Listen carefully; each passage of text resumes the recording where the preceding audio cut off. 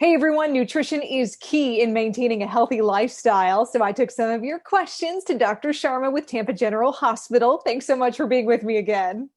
Thanks so much for having me, Sarah. Let's start with a question from Lori. She wrote, what are the most important items to have in your pantry and refrigerator? You should definitely have an abundance of different variety of veggies and fruits. And, I'm not going to be picky and tell you which ones to get, but if you find your favorite, then, go for it. Just try to get a variety of different colors. I try to tell people to eat, each color of the rainbow and really kind of figure out different easy recipes that you enjoy, that are tasty, that you'll find yourself eating often. You kind of touched on it, but what should we make sure to incorporate in every single meal? Yeah, so your meal should be kind of well balanced and should have carbs and fats and proteins, but especially for lunch and dinner, when you look at your plate, have half of the plate have mostly veggies of different colors, and then you can use 1/4 of different proteins, and you can do fish or other lean meat if you eat meat, or you can do tofu or edamame or plant-based protein, and then 1/4 of your plate could be a whole grain like quinoa or rice or buckwheat or some of those. So yeah, I'd try to say at least 50% should be a colorful variety of veggies. Cindy is wondering how much water she should drink every day.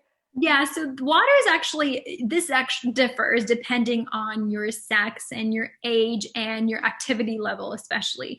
But a general rule of thumb is you should try to hydrate enough until your urine is light and really light yellow or very clear. And that means that your body is hydrated, your kidneys are filtering out what it needs to, and you're supporting your hydration status. Sometimes people like to use the general rule of thumb of half of your weight in ounces. So if you weigh, 140 pounds, about 70 ounces, and this includes all of your liquids. So if you have soups and water, 70 ounces of fluids a day is kind of what you can look at if you need a number. Tammy wrote, what are the best foods before and after a walk or hike? And Tony wants to know what the best time to eat is before or after exercise to get the benefits. Before you exercise and hike, you want to make sure that you have enough fuel. So about, 60, 30 to 90 minutes, I would say, before you go, you can eat something that has those healthy carbs. So oatmeal's good, bananas, smoothies, and then the nut family. Nuts are really high in monounsaturated fats, so these are good fats for you that are a lot of protein. So things like trail mix, granola bars, those can be helpful.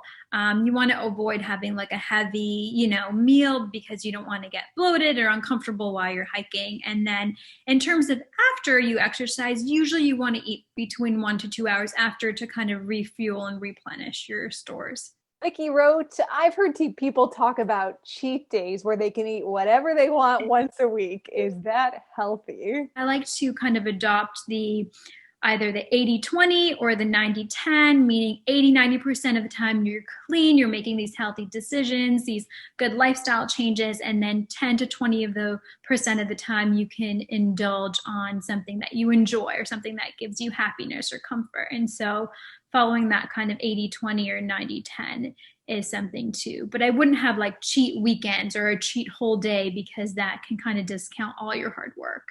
So Christine wrote, I've been seeing a lot of people fasting, like the 16 to 8.